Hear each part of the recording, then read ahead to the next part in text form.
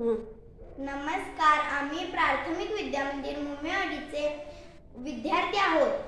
आम्ही तुमच्या समोर एक छोटासा प्रयोग करत आहोत.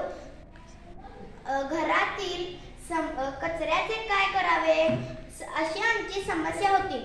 ओला व सुका कचरा यांचे व्यवस्थापन कसे करावे अशी आमची समस्या होती. ओला कचरा, भाज्यांची देठे, खराब फळे, झाडांची पाने व खराब अन्न इत्यादी त्यापासून आपण कंपोस्ट खत तयार करू शकतो.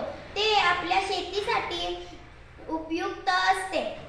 सुका कचरा, मोडक्या तुटक्या प्लास्टिकच्या वस्तू, कागदाचे गोळे, लोखंडी वस्तू.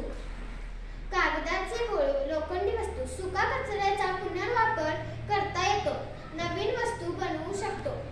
म्हणून आपण ओला व सुका कचरा वेगळा करून पर्यावरण रक्षण, कचरा व्यवस्थापन